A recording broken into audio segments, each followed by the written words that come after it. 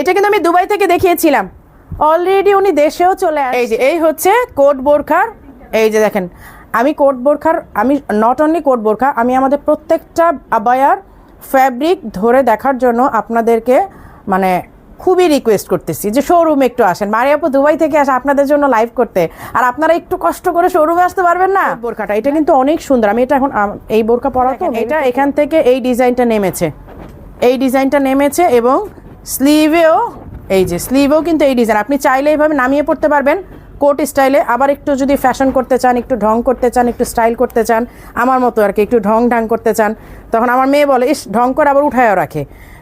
আমি যখন এটা পরে এইভাবে যখন ওটা উঠাই, আমার মেয়ে বলে ঢং করে স্লিভটা। হ্যাঁ, এই যে ওরা তো এখানে হেভি মাশাআল্লাহ এনজয় করতেছে। এই হচ্ছে কোট বোরখাটা, এটা আপনারা শোরুমে এসে ট্রায়াল দিয়ে দেখেন যে আপনাকে কি পরিমাণ স্মার্ট লাগে।